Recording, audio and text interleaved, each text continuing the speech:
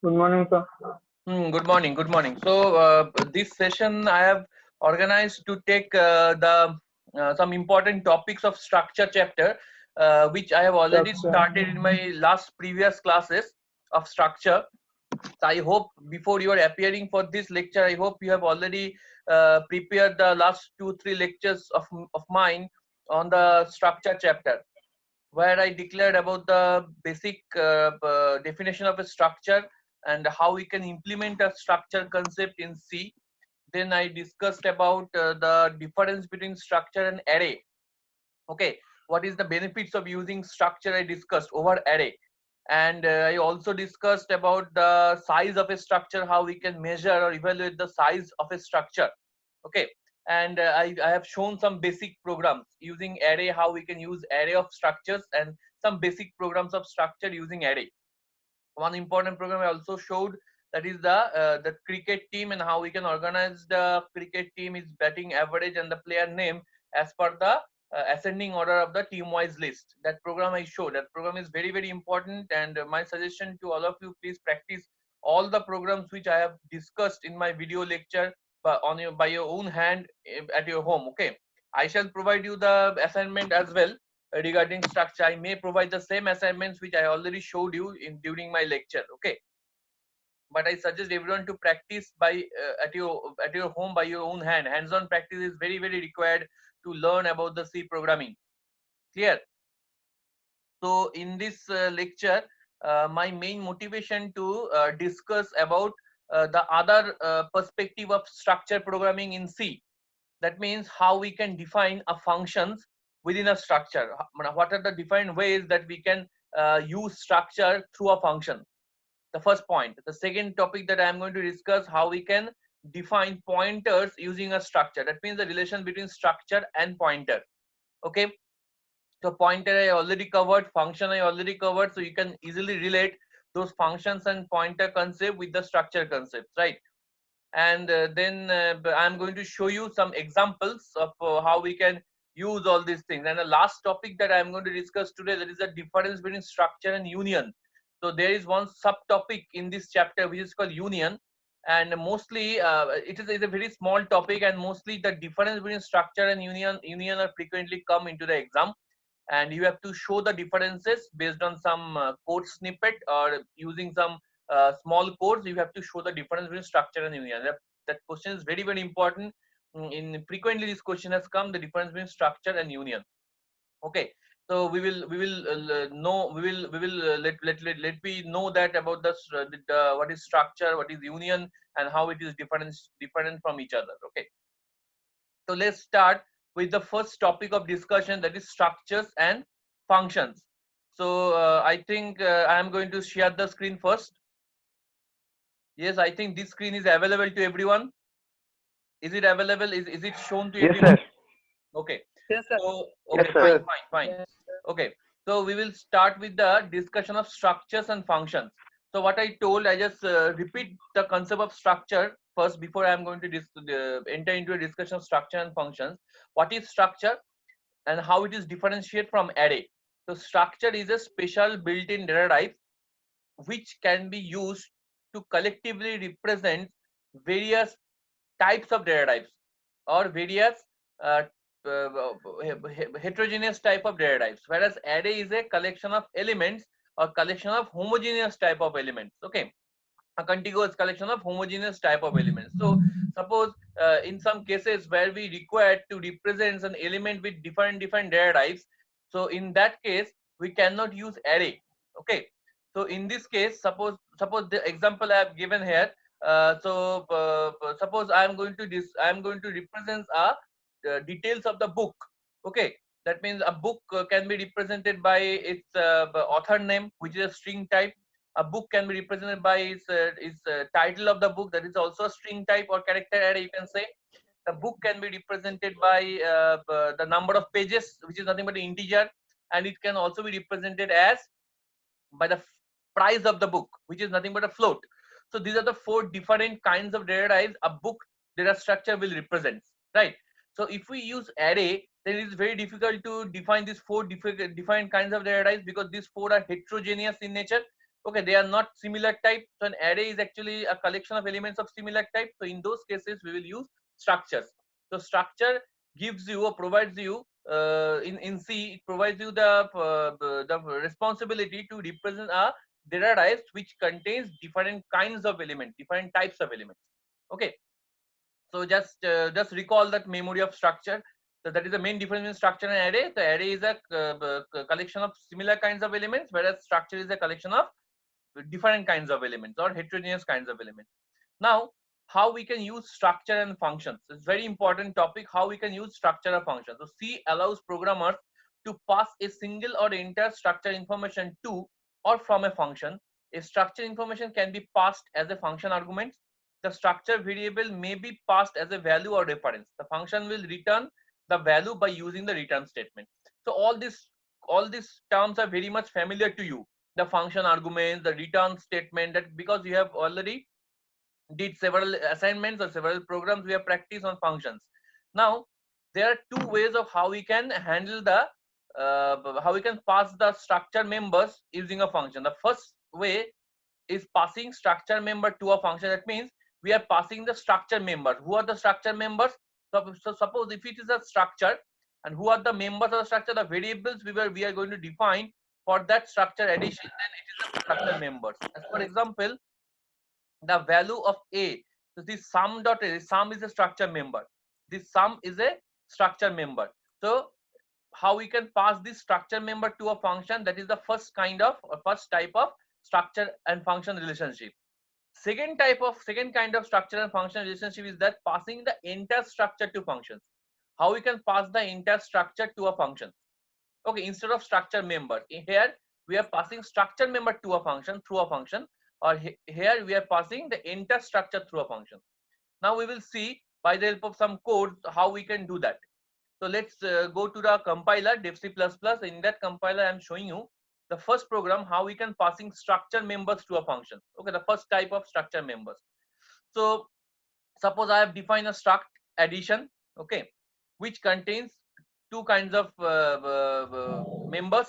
One is a, b, two variables, and another kind of variable is c. All are integer types. Okay, you can take defined kinds. Suppose here integer, you can take here is float. But I am doing addition, that's why I have taken the same kind, similar kind.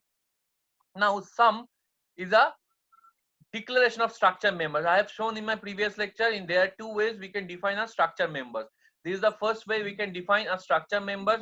This is a local structure declaration, or we can define this entire structure outside the main loop. That is also called a global structure declaration. Look, there are two types of kinds of structure declaration. If the structure will be declared within a main method, then it is called local structure declaration. If the structure declared within outside the main method, it's called global structure declaration. Clear? So after structure member declaration, what we are going to do? We are going to access the elements A, B, and C. Okay, not C. Actually, C we are using to store. So we are going to access only these two elements A and B. So we are going to take the value, input value, through our keyboard at runtime by the help of this structure member sum of struct type addition and A and B. So how we are going to access these members? I have already told in my previous lectures that by the help of dot operator or period operator, we are going to access these members using the member elements of the structure. So sum is a structure member, so sum dot a and sum dot b. So in this way you can access the structure variables by the help of structure members. So we will enter the first value of a. How we can enter the first value of a? By using ampersand, because we are entering through the keyboard at runtime. So we have to use address of operator ampersand and sum dot a. So sum dot a will take the first value, first input value. Now the second input value we can take by using ampersand sum dot b. Very good, because a and b are using for the input for the addition. And now we are going to call this functions add, okay, which is the function calling. And look how we are passing the values of the structure member itself with the variable name here. Please look at this thing. This is very important. Add is a function, system user defined function. I have defined it for the addition purpose, whose prototype declaration is there. And within that function, during the call of the function, this is a function call. During the call of the function, we are passing these two values of structure members. So sum dot a and sum dot b. These two are the structure members. So they are first kind that we are passing structure members to a function. In this way, we can pass structure members, sum.a and sum.b. So let's check after the function call, we'll have to reach into the function definition. So here we are passing sum.a and sum.b. What type of kind of value we are passing? Sum.a means integer kind and sum.b is also integer kind. So we will receive the value by the help of two other integer type of variables. Okay, x and y. Now we are performing simple sum addition operation by using x plus y and returning the sum. Obviously, what value we will return? We have to keep the value into another variable or store the value into another variable of the int within the main function. So that's why we are using third kind of variable, which is also a member of the structure, that is sum.c. So this sum.c is actually storing the return sum1 value from the add function. Okay, and then we will print the sum.c value as output. So this is the way. So I'm just running this code. So it will first demand the value of a. Suppose 10 I have given. It is demanded value of b. Suppose 25 I have given, and the output and summation result will be 35. Okay. So this is the execution of the code. So I think you can understand how we can pass structure members to a function. Okay. Now let me show you another form, another way. That's the same thing. How we can pass structure members. Here we are just taking a complex numbers. Okay, this program is taking a complex numbers and to pass the structure members of those complex numbers. So each and every complex number must have two parts. One is real part and another one is imaginary part. So in this way we will take the values of real part and imaginary part of it. So the structure name is called complex and float real and float image. Okay. So I am this is a complex is a member of the structure, and these two are the variables. Okay, so complex dot real and complex dot image. In this way we can actually passing those things, but here complex is actually I am doing a type diff. So complex, instead of complex I am calling two more. I am declaring two more variables here, n1 and n2. Okay, which is a part of the complex structure, because this complex is struct type. So we are calling this one n1 and n2. So we are accessing this member variable real and imaginary by n1 and n2. So n1 dot real and n1 dot image, and n2 dot real and n2 dot image. So we will consider there are two complex number. First is the n1 of complex structure type, and second one is the n2 of another complex structure type. Both are consisting of these two common structure members, real part and imaginary part. So in this way, we will read the two values of two complex numbers, and we will just pass those values n1 and n2. So here you can understand, either we can pass those value in these fashions, sum.a, sum.b. This is one kind of passing structure members to function, and this is another kind of passing structure member to function. Instead of passing n1 dot real and n1 dot image, we can directly pass the n1 value and n2 value. Okay, the same thing is there. So n1 value and n2 value is there, and we will use a structure type operations here, and then we will return the value from there. Okay, from temporary value we will return here, and it will receive by a result, another variable by result, by using result, and we can print the value of real and imaginary part individually by using result dot real and result dot image.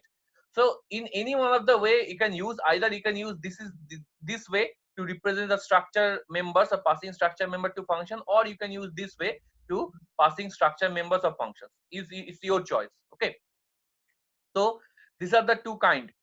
Now the third one, the second type, which is called passing structure to a function. So instead of we are passing structure members to a function, we will pass the entire structure. What is the difference between them? Let's check it first. So first one, we have defined a structure of student, which has student name, character type array, and student age, which is the integer type.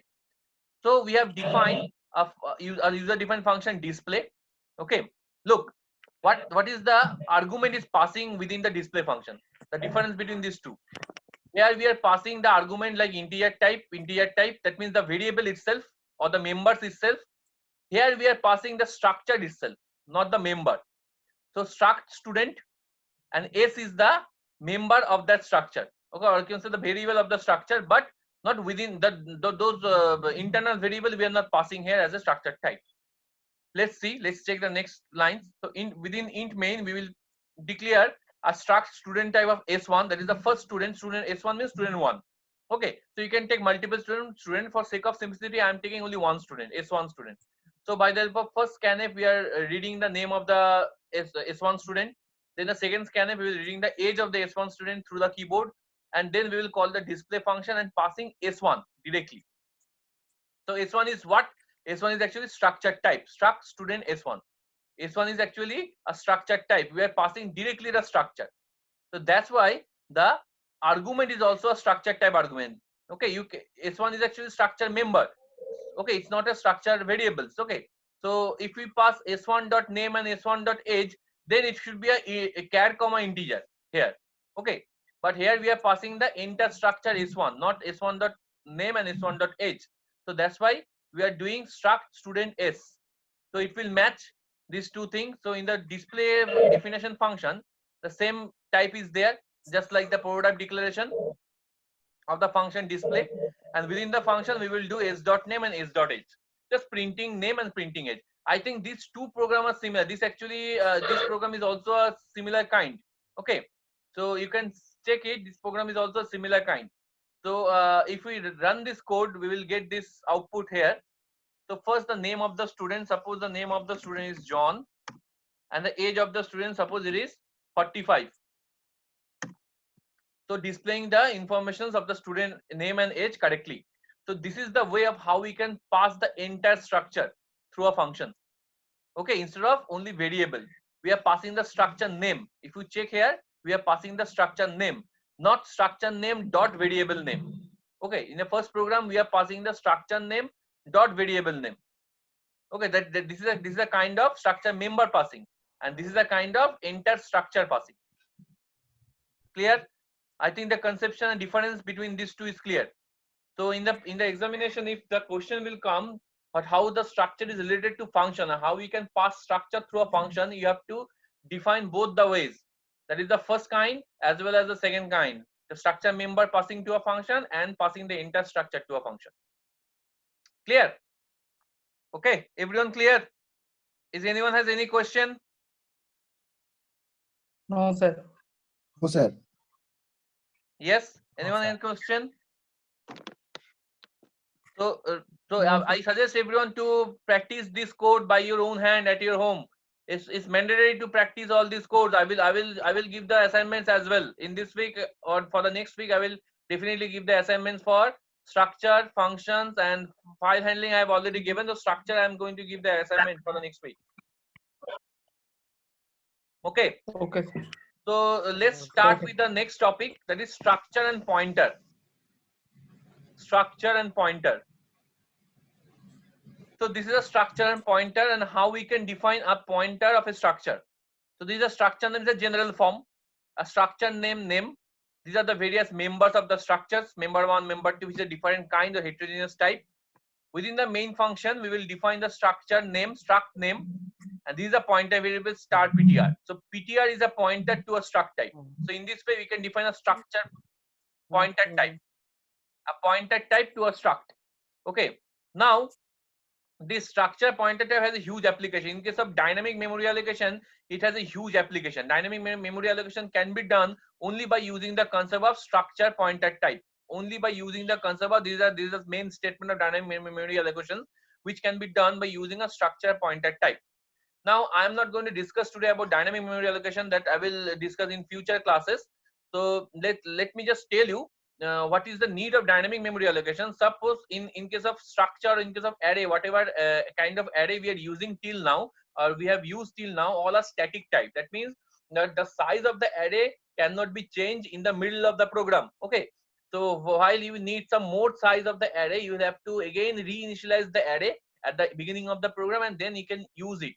Okay, but in case of dynamic memory allocations, so you can give C programming gives you the flexibility to define the array, to change the size of the array, or to modify the size of the array at any point of time. Okay, according to the requirement of the developer, or as per the requirement of the programmer. Okay, and that can be done by the help of the concept of structure and pointers. Structure using pointers and structure and pointer. This is the main statement. There are three functions we generally use for the allocation of the memory dynamically. One is malloc function, which you have seen here. Apart from this, there is calloc function is also there. We can create a new chunk of memories, dynamic memories, okay, at any point of time during the program. Apart from them, there are some other functions, realloc functions. Reallocation means whatever memory you have allocated, you have to reuse the memory with a new size, that is reallocation. Okay, that means you are going to modify the size of the memory. And then there's one more function, free function. Free function means forcefully you require the free functions to remove the size of the memory. Okay, whatever memory has been occupied by the array or by your variable, that can be removed by using free functions. Okay, that we will see in our future lecture about the dynamic memory allocation. I will give one separate class for the dynamic memory allocation of structures. Okay, right now I'm going to just show you how we can define a structure using pointer. Let me show you a very basic example. Look at this example very carefully. So there's a struct person have defined, structure type person have defined, which has two kinds of member variable. One is age variable, which is integer type, and another one is weight of the person, which is float type. Two defined kinds. Now within the main function, how we have defined the pointer, I have already shown in general form. Struct, structure type name, star, person ptr is a pointer name of this structure type person, and person one is a member variable, is a member of the structure person. These two are different. This is a pointer member, and this is the only member. Okay, normal member. Now enter the age. So the first thing that we are going to discuss about the scanf of person of age functions. Okay, now enter the weight of the functions, and then printf displaying age. So we are going to display the age of the functions. Okay, now person ptr arrow age and person ptr arrow weight. So we are, whatever we are taking as the input, that we are going to display. So arrow is a special type of thing which you have seen first time. So arrow is required to access the member of the pointer type of the structure type. Okay, this is a special one. We cannot use, we can use dot here.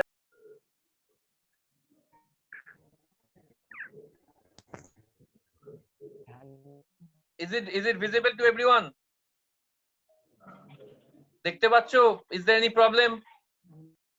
No, sir, we are not seeing. No, sir, it is not. It is not visible, sir. It is not visible. I think the session has been out.